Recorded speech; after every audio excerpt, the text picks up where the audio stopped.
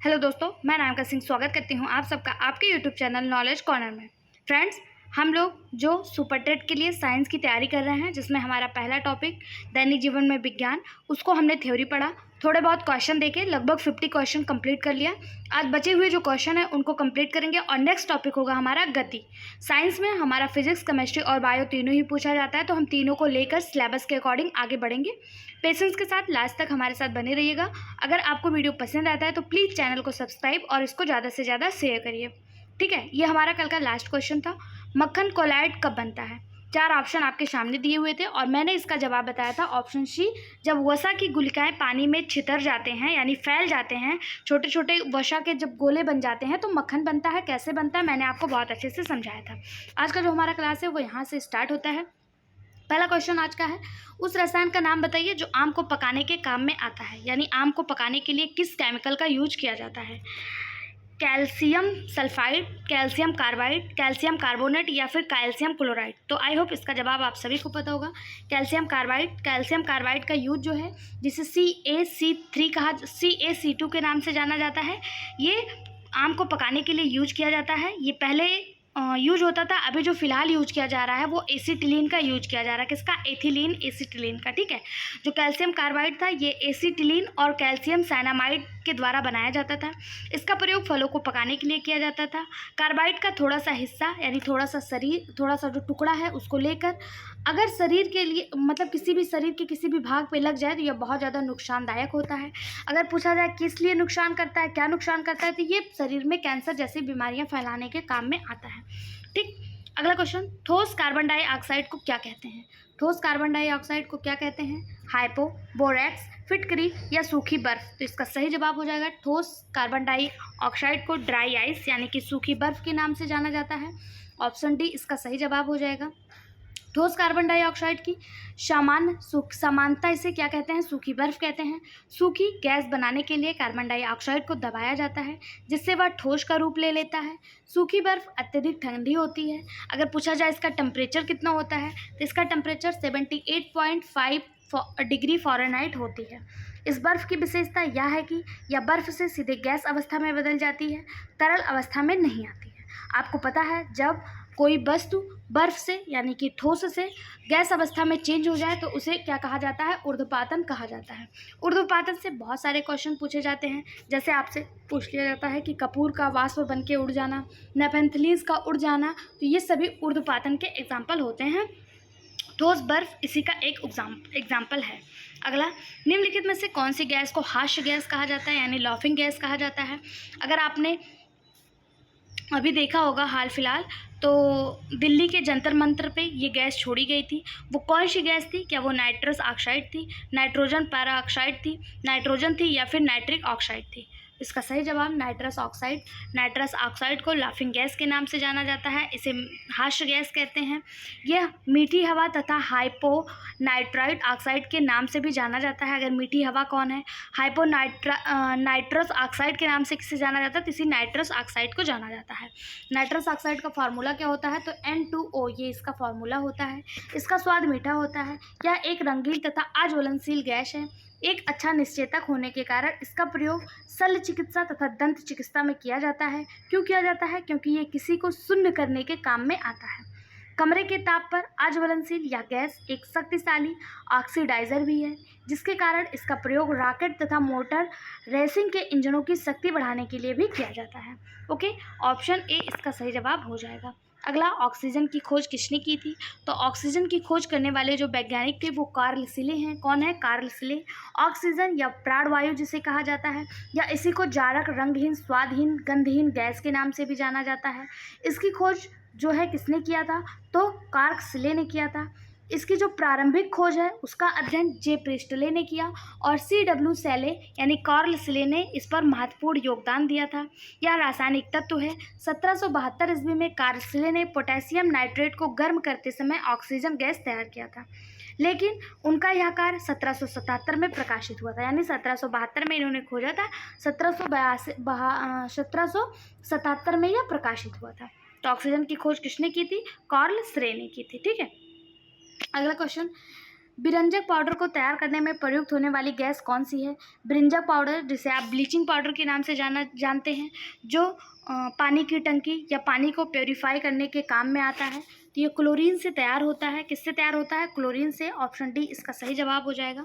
इसी को bleaching powder कहा जाता है। इसी को कैल्शियम हाइपोक्लोराइड कहा जाता है। इसका फार्मूला CaOCl कहते हैं। यह एक अकार्बनिक यौगिक है। इसका निर्माण सर्वप्रथम ग्लासगो के चार्ल्स टेंटन ने सन 1799 ईस्वी में किया था।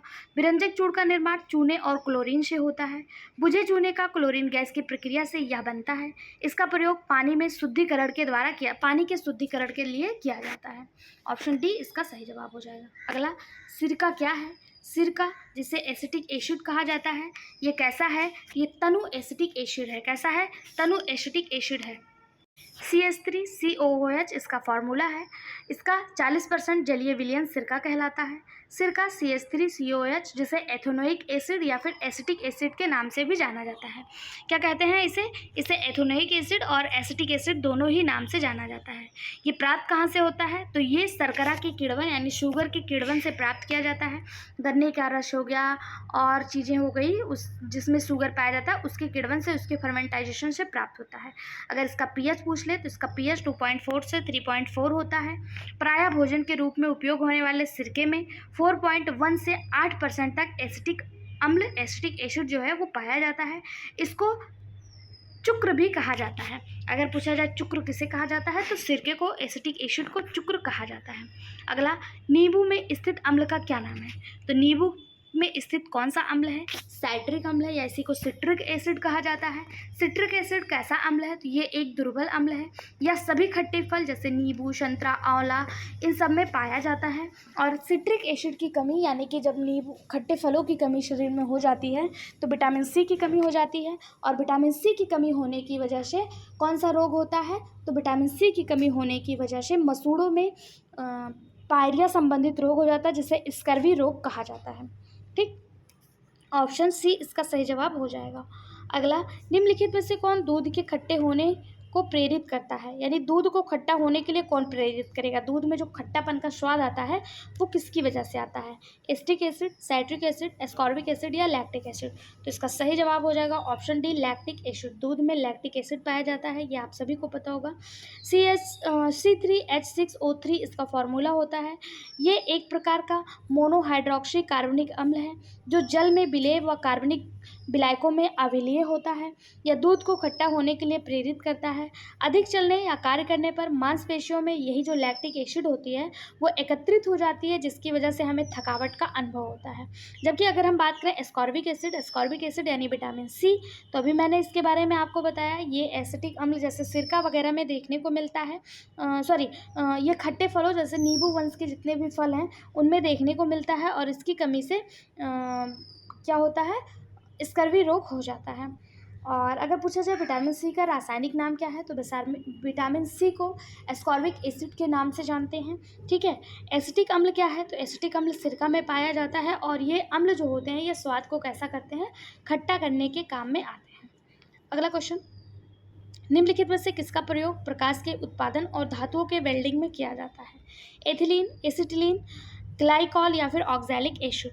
इसका सही जवाब हो जाएगा ऑप्शन बी, एसिटिलीन। एसिटिलीन का प्रयोग जो है वो धातुओं के वेल्डिंग में किया जाता है। जब वेल्डिंग की जाती है तो वहाँ पे एसिटिलीन गैस का यूज किया जाता है। अगर पूछा जाए एसिटिलीन गैस को खोजा किसने, तो एडमंड डेवी नाम के साइंटिस्ट ने 1836 में एसिटिलीन को खोजा।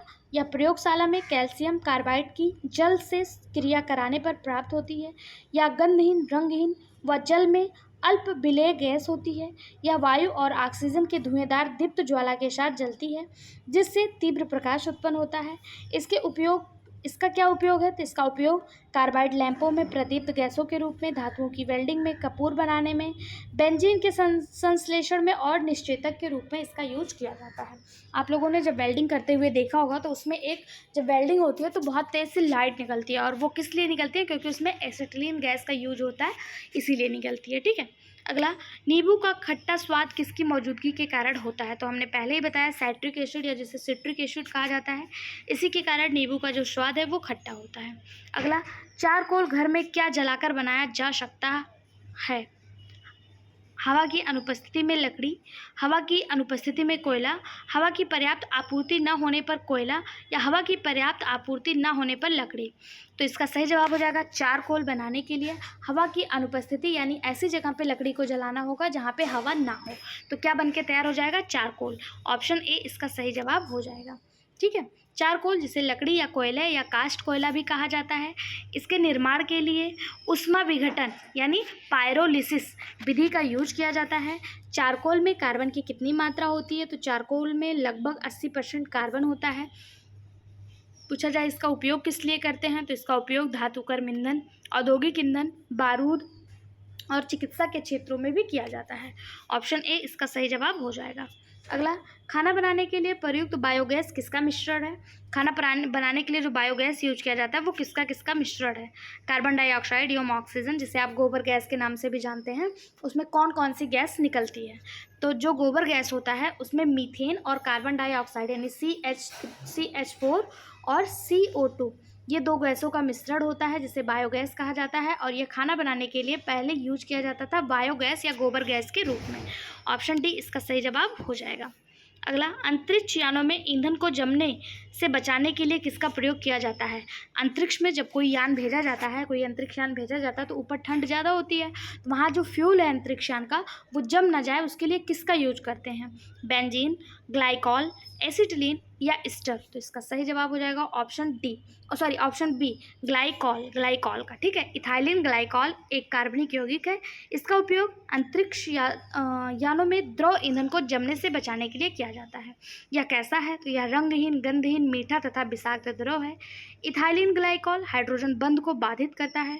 शुद्ध इथाइलिन ग्लाइकॉल लगभग 12 डिग्री सेंटीग्रेड या फिर 10.4 डिग्री फ़ारेनहाइट पर जम जाता है, लेकिन जब ईंधन के साथ मिलाया जाता है तो मिश्रण आसानी से क्रिस्टलीकृत नहीं होता है और इसलिए मिश्रण जो है वो जमता भी नहीं है और ईंधन भी नहीं जमता है। तो ऑप्शन बी इसका सही जवाब हो जाएगा। अगला क्वेश्चन, LPG का मिश्रण है। अभी हम लोगों ने देखा बायोगैस यानी गोबर गैस किस किस गैस का मिश्रण है, तो उसमें हमने आपको बताया था CH4 यानी मीथेन प्लस कार्बन डाइऑक्साइड का मिश्रण होता है गोबर गैस या बायोगैस। अब पूछा जा रहा है LPG किसके किसके मिश्रण से बनी होती है? तो LPG जो है ये ब्यूटेन और प्रोपेन के मिश्रण से बनी होती है। किसके? ब्यूटेन और प्रोपेन के मिश्रण से ये LPG में यूज किया जाता है। लेकिन ब्यूटेन और प्रोपेन जो है ये रंगहीन, गंधहीन गैस होता है। फिर भी जब हमारे घरों में सिलेंडर का रिसाव होता है, गैस का रिसाव होता है, तो हमें कैसे पता चल जाता है कैसी दुर्गंध आती है? तो उस दुर्गंध के लिए इसमें एथिल मरकप्टेन नामक एक पदार्थ मिलाया जाता है। क्या मिलाया जाता है? एथिल मरकप्टेन, जिससे दुर्गंध आती है। इसका फार्मूला क्या होता है? C2H5S4, ये इसका फार्मूला होता है और ये दुर्गंध के लिए जिम्मेदार होता है। ठीक है, बाकी LPG में किसका यूज किया जाता है? तो ब्यूटेन और प्रोपेन गैस का यूज किया जाता है। ऑप्शन बी इसका सही जवाब हो जाएगा। अगर आपसे LPG का फुल फॉर्म पूछ ले तो लिक्विफाइड पेट्रोलियम गैस, ये इसका फुल फॉर्म होता है। ठीक, अगला क्वेश्चन, अमोनियम सल्फेट का रासायनिक सूत्र क्या है? तो रासायनिक सूत्र भी आपके लिए बहुत ज़्यादा इंपॉर्टेंट है, इसे स्टार मार्क करिएगा। अमोनियम सल्फेट का रासायनिक सूत्र NH4 का होल ट्वाइस SO4। क्या है? NO4 का होल ट्वाइस SO4, ये अमोनियम सल्फेट है। यह है क्या? तो यह एक क्रिस्टलीय, रंगहीन, जल विलेय लवण है जिसका जलीय विलयन अम्लीय होता है। इसे अमोनिया गैस तथा सल्फ्यूरिक अम्ल की अभिक्रिया द्वारा तैयार किया जाता है। इसका उपयोग किस लिए करते हैं? तो इसका उपयोग नाइट्रोजन उर्वरक के रूप में किया जाता है। किसके लिए किया जाता है? नाइट्रोजन उर्वरक के रूप में किया जाता है। अगला, निम्नलिखित में से कौन सी नाइट्रोजनीय उर्वरक नहीं है? यानी कि इनमें से कौन सा वो है जो नाइट्रोजनीय उर्वरक नहीं है? Ammonia, urea, ammonium sulphate, urea, ammonium nitrate या सुपर सल्फेट। तो अभी हमने देखा अमोनियम सल्फेट का यूज नाइट्रोजन उर्वरक के रूप में किया जाता है। अमोनियम नाइट्रेट का भी यूज करते हैं, यूरिया का भी करते हैं, लेकिन सुपर सल्फेट का नहीं करते हैं। किसका नहीं करते हैं? सुपर सल्फेट का। यहाँ नहीं दिया है तो नई वाले क्वेश्चन पे ध्यान देना है। ऑप्शन डी इसका सही जवाब हो जाएगा। सुपर सल्फेट क्या है? तो ये नाइट्रोजनीय उर्वरक ना होकर फास्फेटिक उर्वरक है, जबकि अमोनियम सल्फेट, अमोनियम नाइट्रेट तथा यूरिया नाइट्रोजनी उर्वरक है। अगर पूछा जाए उर्वरक रासायनिक रूप से किससे बने होते हैं, तो उर्वरक के लिए जो सबसे ज़्यादा ज़रूरत होती है वो नाइट्रोजन, फास्फोरस और पोटेशियम की ज़रूरत होती है। नाइट्रोजन, फास्फोरस और पोटेशियम की। ठीक है, ये मृदा में डाले जाते हैं जिससे पौधों की अच्छी वृद्धि होती है। क्यों? क्योंकि इनसे पौधों को पोषक तत्व प्राप्त होता है। अगला क्वेश्चन, यूरिया का रासायनिक सूत्र क्या है? यूरिया का रासायनिक सूत्र पूछा है, तो यूरिया का रासायनिक सूत्र होता है NH2 का होल ट्वाइस, NH2 का होल ट्वाइस CO। क्या होता है? NH2 का होल ट्वाइस CO। तो कहाँ पे दिया है? ऑप्शन डी में। ऑप्शन डी इसका सही जवाब हो जाएगा। ये भी एक प्रकार का रासायनिक उर्वरक है। ये किस लिए यूज होता है? तो ये भी नाइट्रोजन की पूर्ति करता है, और इसमें नाइट्रोजन कितने % होता है? तो 46% इसमें नाइट्रोजन होता है। यह पहला कार्बनिक यौगिक है जिसे प्रयोगशाला में बनाया गया था। अगर पूछा जाए पहला कार्बनिक यौगिक कौन सा है जो प्रयोगशाला में तैयार किया गया, तो यूरिया है। इसे स्टार मार्क करिएगा, यहाँ से क्वेश्चन आपको देखने को मिल सकता है। यूरिया का फॉर्मूला क्या है? तो NH2 का होल ट्वाइस CO, ये यूरिया का फॉर्मूला है। ठीक, अगला क्वेश्चन, रेफ्रिजरेटर में सामान्यतः किस शीतलक यानी कूलेंट का यूज किया जाता है? जो रेफ्रिजरेटर कूल करता है उसमें किसका यूज किया जाता है? और ये जो एजेंट होता है ये CFC गैस यानी क्लोरोफ्लोरो गैस के नाम से जाना जाता है, लेकिन आपको ऑप्शन में क्लोरोफ्लोरो गैस नहीं दिया है, तो क्या हो जाएगा? फ्रेऑन। इसे फ्रेऑन के नाम से भी जाना जाता है। क्या कहते हैं? फ्रेऑन। और ये जो फ्रेऑन होती है या CFC गैस होती है या क्लोरोफ्लोरोकार्बन होता है जो फ्रेऑन में पाया जाता है, ये ओजोन परत के क्षय में यानी कि ओजोन परत को डिग्रेड करने में महत्वपूर्ण रोल निभाता है। ठीक है, ऑप्शन सी इसका सही जवाब हो जाएगा। अगला क्वेश्चन, कोको कोला का आविष्कार किसने किया? कोको कोला जो एक पेय पदार्थ है, इसका आविष्कार पूछा जा रहा है किसके द्वारा किया गया? Floyd Patterson, Les Paul, John Pemberton या फिर फॉस्फेट पारी? तो इसका सही जवाब हो जाएगा ऑप्शन सी, जॉन पेम्बेरेटन ने कोको कोला का आविष्कार किया था। ऑप्शन सी इसका सही जवाब हो जाएगा। ये कार्बोनेटेड शीतल पेय है जो अमेरिका के जॉर्जिया में अटलांटा में स्थित है। इसकी खोज 19वीं शताब्दी के अंत में जॉन पेम्बेरेटन के द्वारा किया गया था। कहाँ के रहने वाले थे ये? तो अमेरिका के। अगला, भोपाल गैस त्रासदी में गलती से मुक्त हुई जहरीली गैस कौन सी थी? भोपाल गैस त्रासदी में जो गैस निकली थी जो लाखों करोड़ों लोगों की जान ले ली थी, उसमें कौन सी गैस थी? तो मेथिल आइसोसाइनेट। क्या था? Methyl isocyanate. ऑप्शन सी इसका सही जवाब हो जाएगा। भोपाल है कहाँ? तो ये मध्य प्रदेश में है, भारत के मध्य प्रदेश में। मध्य प्रदेश जिसे भारत का हार्ट कहा जाता है यानी हार्ट ऑफ इंडिया के नाम से जाना जाता है, इसकी राजधानी भोपाल है। और यहाँ पे 3 दिसंबर 1984 को एक भयानक औद्योगिक दुर्घटना देखने को मिली थी जिसे भोपाल गैस कांड या भोपाल गैस त्रासदी के नाम से जाना जाता है। भोपाल में एक कंपनी थी यूनियन कार्बाइड। इस कंपनी में जहरीली गैस का रिसाव हो गया जिससे लगभग 15,000 से अधिक लोगों की जान गई। भोपाल गैस कांड में मैथिल आइसोसाइनाइड जिसे मिग कहा जाता है, इस जहरीली गैस का यूज हुआ। और यहाँ पे होता क्या था? यूनियन कार्बाइड कंपनी में होता क्या था? यहाँ पे कीटनाशक बनाए जाते थे। क्या बनाए जाते थे? कीटनाशक बनाए जाते थे। ठीक, ऑप्शन सी इसका सही जवाब हो जाएगा। अगला, सोडा वाटर द्वारा आविष्कार किया गया।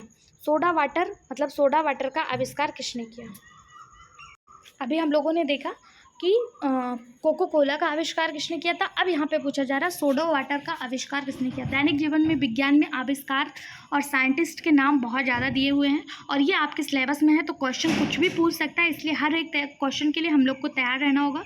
तो इसको देख लीजिए, सोडा वाटर का आविष्कार किसने किया था? तो जोसेफ प्रिस्टली ने। किसने? जोसेफ प्रिस्टली ने सोडा वाटर का आविष्कार किया था। सोडा वाटर अथवा कार्बोनेटेड जल वस्तुतः मद रहित पेय है जिसे विभिन्न दाब पर कार्बनिक गैस या कार्बन डाइऑक्साइड से कृत्रिम रूप से संतृप्त किया जाता है। ठीक है, ऑप्शन बी इसका सही जवाब हो जाएगा। अगला, जब कुएं से पानी की बाल्टी को ऊपर खींचते हैं तो हमें कैसा महसूस होता है?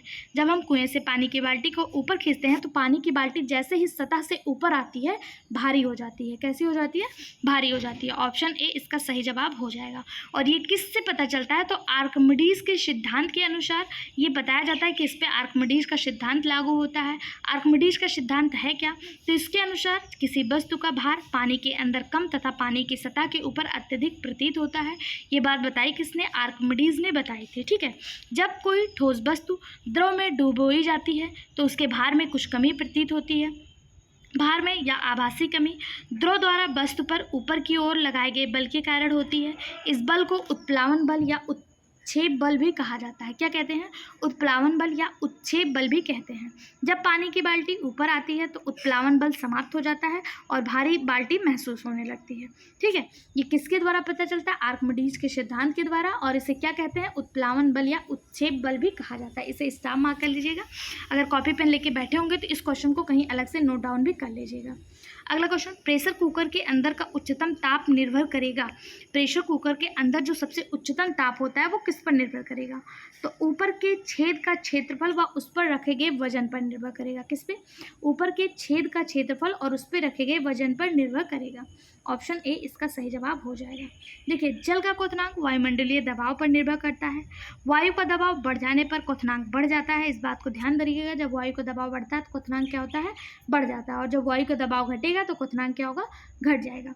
प्रेशर कुकर में वायु का दबाव बढ़ जाने पर क्वथनांक बढ़ जाता है। प्रेशर कुकर में भोजन वाष्प के ताप से पकता है। इसके अंदर का उच्चतम ताप ऊपर के छेद का क्षेत्रफल तथा उस पर रखे गए वजन पर निर्भर करता है। ओके, अगला, एक व्यक्ति स्थिर जल में नाव में खड़ा है। यदि यह किनारे की ओर चले तो नाव क्या होगा? किनारे की ओर बढ़ेगी, किनारे से दूर बढ़ेगी, स्थिर रहेगी या डूब जाएगी? कोई व्यक्ति है, एक बोट है, इस पे कोई व्यक्ति खड़ा है और ये पानी यहाँ पे रुका हुआ है।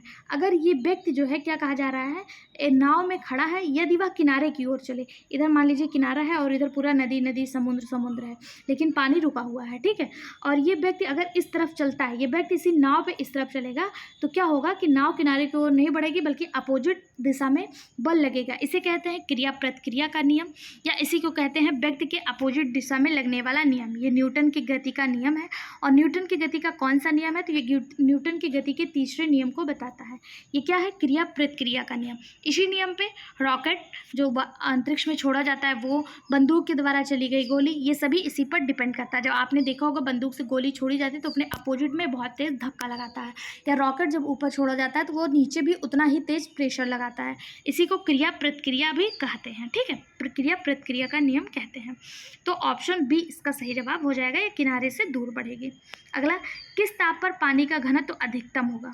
किस ताप पर पानी का घनत्व अधिकतम होगा? तो पानी का घनत्व वहाँ अधिकतम होगा जिस टेम्परेचर पर जाने के बाद पानी बर्फ़ में जम जाता है, लेकिन समुद्र के नीचे पानी रहता है, क्योंकि उसके नीचे मछलियाँ वगैरह जीवित रहती हैं।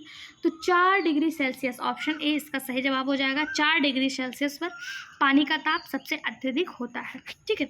कभी कभी क्वेश्चन पूछा जाता है कि समुद्र तल के ऊपर जब बर्फ़ जम जाता है फिर भी नीचे मछलियाँ और प्लैंक्टन कैसे जीवित रहते हैं? तो इसीलिए जीवित रहते हैं क्योंकि नीचे का पानी जो रहता है वो द्रव रहता है, ठीक है। अगला, जल का अधिकतम घनत्व कितना होता है? तो जल का अधिकतम घनत्व 4 डिग्री सेल्सियस होता है, लेकिन 4 डिग्री सेल्सियस को यहाँ केल्विन में पूछ लिया तो 277 केल्विन होगा। कितना? 277 केल्विन होगा। इसको चेंज करने का यहाँ पे फॉर्मूला दिया है, सेल्सियस प्लस 273, एक मतलब केल्विन 273 होता है ना, तो सेल्सियस जितना सेल्सियस दिया 4 डिग्री सेल्सियस, इसमें 273 ऐड कर दीजिए तो 277 केल्विन निकल के आ जाएगा। अगला, मथने के पश्चात क्रीम का दूध से पृथक हो जाना क्या कहलाता है? हो जाने का कारण क्या है? तो मथने के पश्चात क्रीम का दूध से पृथक हो जाना अपकेंद्रीय बल होता है। क्या होता है? अपकेंद्रीय बल होता है। ऑप्शन सी इसका सही जवाब हो जाएगा। ये जो इसी बल पर कपड़ा सुखाने की मशीन, जिसे वॉशिंग मशीन कहते हैं, दूध से मक्खन निकालना, ये सभी इसी पर नियम का मतलब डिपेंड है।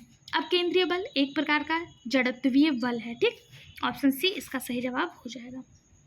अब देखिए, यहाँ पे दैनिक जीवन में विज्ञान के क्वेश्चन खत्म हो गए। अगला जो हमारा टॉपिक है वो है गति। क्या है? गति। गति के पहले हम थ्योरी कर लेंगे, फिर इसके क्वेश्चन आंसर देखेंगे। तो ये हमको नेक्स्ट क्लास में देखेंगे, तो आप कल भी जुड़िएगा ज़रूर। और अगर आपको हमारे वीडियो का लिंक नहीं पहुंचता है तो आप नोटिफिकेशन यानी बेल आइकन को क्लिक कर लीजिए, जिससे आपको नोटिफिकेशन मिल जाएगा। उसके बाद हम बल को पढ़ेंगे। बल के अलावा हम सारे विज्ञान के topic day by day cover करेंगे। बस आपको चैनल को सब्सक्राइब और बेल आइकन पर क्लिक कर लेना है, जिससे नोटिफिकेशन के माध्यम से आपको चीज़ें प्रोवाइड हो जाए। वीडियो कैसा लगा कमेंट बॉक्स में ज़रूर बताएं। Thank you.